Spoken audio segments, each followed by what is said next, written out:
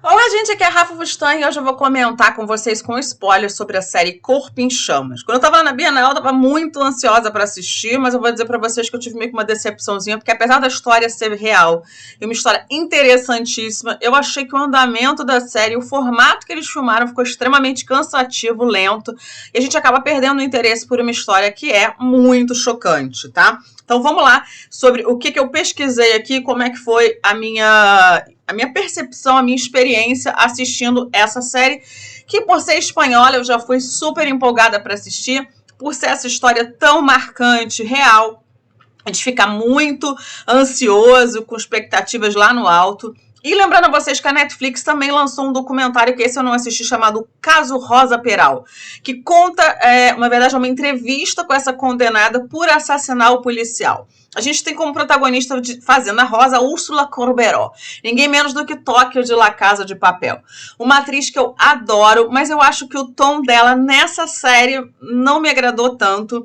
Eu acho ela excelente, mas eu não sei se foi o formato, se foi o roteiro que não ajuda. E a gente também tem um ator aí vivendo Albert, que é o Kim Gutierrez, e ele é famoso por fazer alguns papéis muito mais puxados para comédia. Eu até acho que ele se saiu muito bem.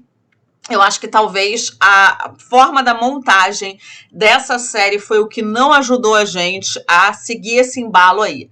Ela é dirigida pelo Jorge Torrecrossa, e ela estreou no dia 8 de setembro. Ela foi filmada em 2022. No original chama El Cuerpo en Llamas e aqui no Brasil virou Corpo em Chamas. Ela tem cerca de 8 episódios, não são muito longos, mas, como eu disse para vocês, é um pouquinho cansativo de assistir. Bom, a gente vai ter a Rosa, que é uma policial que ela tá um pouquinho afastada por causa de depressão. Logo na primeira cena, a gente vê um homem sendo queimado. E aí a gente não entende o que está acontecendo, a gente vai descobrir depois que é o Pedro, um cara que era casado já com uma mulher que também era da polícia, ele tem um filhinho com ela, e ele se envolveu com a Rosa. E aí, enquanto ele estava casado ainda, ou seja, as duas mulheres não se dão bem, ele tá numa situação ali também com a ex-esposa que não é das melhores. E a Rosa, por sua vez, tem uma filha do primeiro casamento. Ela tem pavor do marido dela, do primeiro marido, porque o primeiro marido tenta ficar com a criança, tenta tirar a guarda dela. A gente depois acaba vendo que ele não é uma pessoa ruim, mas ela que é bem, né, descompensada. E ela tem também ali o Albert, né, que é o Kim Gutierrez, que seria o amante dela esse tempo todo. A gente vai começar a fechar esse quebra-cabeça a partir do momento que o corpo é achado. No primeiro momento, a gente acha que a Rosa é uma vítima de um homem que é instável, e que por muitas vezes, ele é um guarda de trânsito, como se fosse um guarda municipal aqui do Rio de Janeiro. E aí começam, quando acham o corpo dele, o carro dele queimado, eles imaginam que traficantes tenham feito aquilo.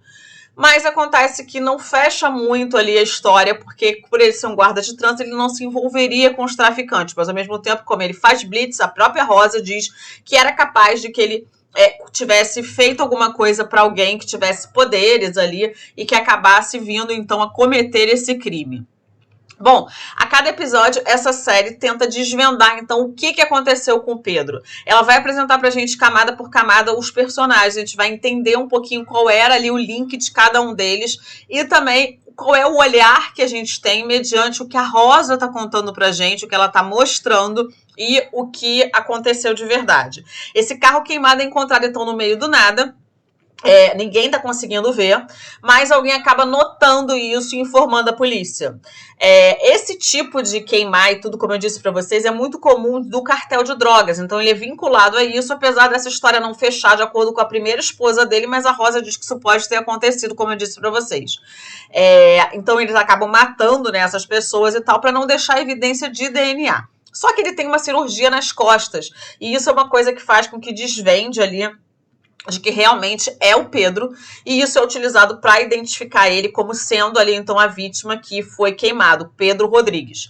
Um policial que tinha esse relacionamento, então, com a Rosa, não eram casados no papel, ela diz que estava tentando engravidar dele, e a Rosa, no primeiro momento, a gente vê ali ela tomando um choque, dizendo que ele saiu e que o relacionamento deles não estava bacana, mas até então ela não é considerada uma culpada, né, ou alguém que poderia ter cometido esse crime. Mas a gente tem uma detetive aí chamada Esther Verona, que ao assumir o caso, ela começa a desvendar e a perseguir pistas que todo mundo não estava vendo. Ela vai investigar o ex-marido para ver se tem alguma ligação ali com o cartel, o ex-marido da Rosa. Ela não consegue fazer conexão com algumas coisas, mas ela tenta ali fechar um quebra-cabeça. E quanto mais ela investiga, ela descobre que a Rosa é uma mentirosa compulsiva e que tudo que ela disse não se encaixa nas verdades que ela vai conseguindo juntar as provas. Ainda que o ritmo seja lento, a história é sim interessante, aconteceu em 2017, e claro que a gente fica, nossa, como é que uma mulher policial consegue, por que ela matou o cara? Enfim, ela com um amante, né, conseguem ali fazer um acusar o outro. Esse pessoal que mata junto nunca fica junto no final, né? Tirando o Nardone lá, porque uma sustenta, enfim, tem várias questões aí que eu já comentei. E a gente tenta entender por que a Rosa e o Albert quiseram matar o Pedro. Bom, depois dessa investigação toda, a gente vê que eles são presos pelo assassinato, é comprovado ali que os dois tinham um romance, que eles quiseram. Apesar deles negarem qualquer envolvimento com o crime, os policiais não conseguem obter essa confissão, mas eles têm prova que são necessárias e suficientes para manter os dois no cárcere. Um tempo depois a gente vai descobrir que a Rosa e o Albert contratam advogados diferentes, e aí um começa a acusar o outro. Quando o Albert se toca ali, o King Gutierrez, né, de que ela vai reverter o jogo e tentar jogar tudo nas costas dele.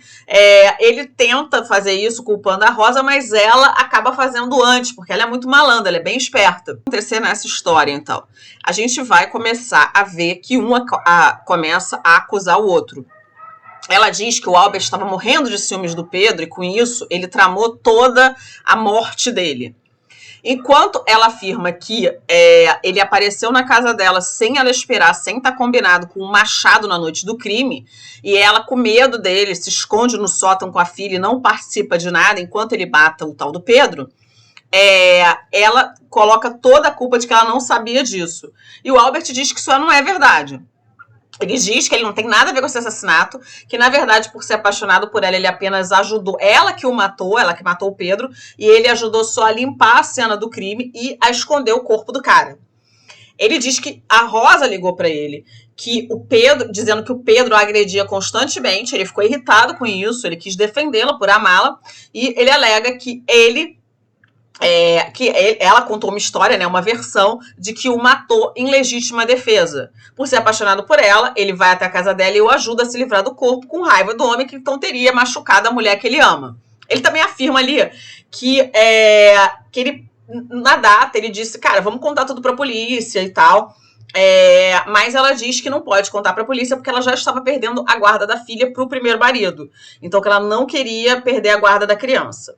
Eles tentam um acusar o outro, tentando evitar que eles sejam presos, né? Então, assim, tentando diminuir a pena e tal. Só que a acusação consegue apresentar uma terceira versão de que, na verdade, nenhum dos dois está falando a verdade e que eles estavam igualmente envolvidos nesse assassinato, que isso não foi um acidente, que não teve nada de legítima defesa, que eles premeditaram tudo isso e quem consegue descobrir tudo isso é a detetive Verona, né, que consegue ali montar esse quebra-cabeça de verdade e acusar os dois. A maior parte do que acontece, gente, tem a ver com o descobrimento de tudo, né, que a Verona conseguiu, porque ela poderia ter desistido e tal. Ela consegue pegar até conversas que foram deletadas da Rosa e do Albert, combinando ali algumas coisas que eles tinham dito. Eles não chegam a referir a cena, assassinato, a morte, essas coisas, mas dá a entender ali nas entrelinhas que eles armaram tudo isso e que eles combinaram de que parecesse que fosse um crime relacionado ao tráfico de drogas, né? Então, assim, para ficar ainda como eles são policiais,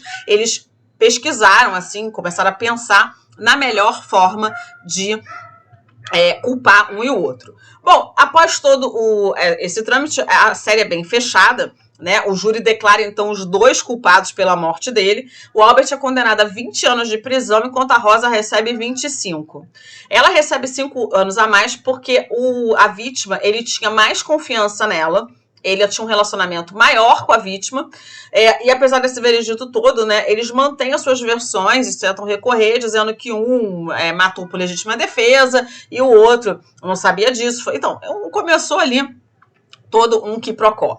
Bom, gente, é isso. A minha nota para essa série é de que ela é boa, mas ela poderia ter sido muito melhor se ela tivesse mais ritmo. As atuações também ficam muito presas ali. Eu acho que fica chato da gente assistir. Eu tive vontade de acelerar algumas cenas, mas eu fui assim para poder comentar com vocês. E também acho que o tom que a Úrsula Corberó usa nem sempre é o mais adequado para aquelas cenas. Parece muito exagerado. Enfim, é isso. Eu vou ficando por aqui. Um beijo grande. Até o próximo vídeo, pessoal. Tchau.